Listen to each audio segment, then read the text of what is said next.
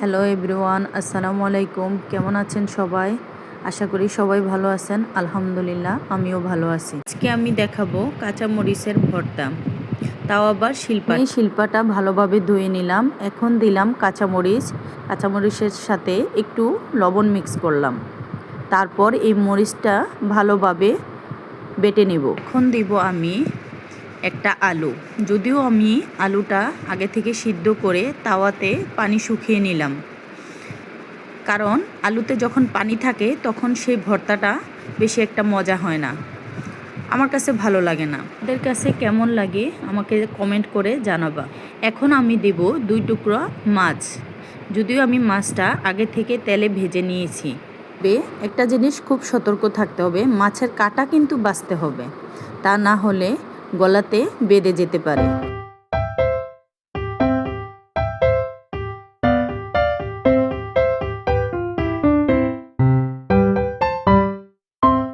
আমি যখন মাছের ভর্তা খাই তখন চেষ্টা করি মাছের পেটির জায়গাটা নিতে, কারণ ওইখানে কাটার সংখ্যা কম থাকে, অন্যান্য সাইডে কাটার সংখ্যা বেশি থাকে। মাছটাকে আরেকটু ভালোভাবে বেটে নেওয়ার পর তখন আমি এখানে অ্যাড করব কিছু সংখ্যক পেঁয়াজ।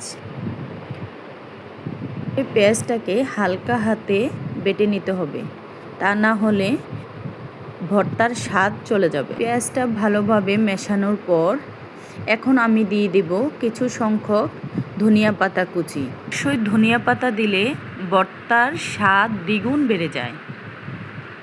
তোমরা কি মনে করো? এবার ধনিয়া পাতা দেওয়ার পর আবার আলতো হাতে আরেকটু বেটে নেব। আবার সবগুলো একসাথে করে হাতে গোল করে নেব।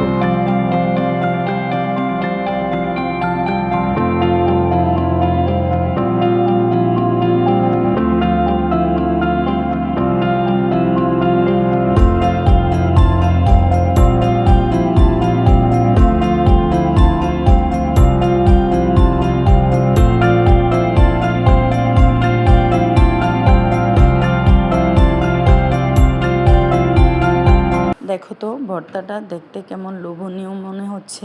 এখন সবগুলো একসাথে করে হাতে একটু মেখে নেব। মাখানো শেষ হলে একটা বাটিতে নিব। এই তো তৈরি হয়ে গেল কাঁচা মরিচের ভর্তা। আচ্ছা, তোমরা কি শিলপাটায় ভর্তা বানানোর পর ভাত মেখে খেতে পছন্দ করো? আমার মতো আমি কিন্তু এটা বেশ পছন্দ করি।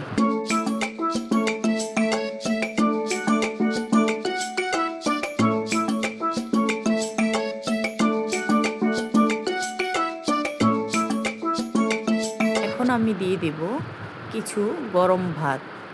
গরম ভাত পাটার সাথে ভালোভাবে মিশিয়ে নেব।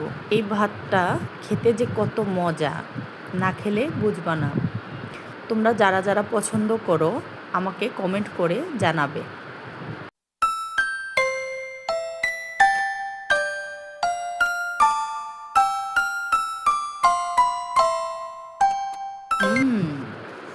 আমি নিজেকে আর সামলাতে পারতেছি না, মনে হচ্ছে যে এখনই খেয়ে ফেলি।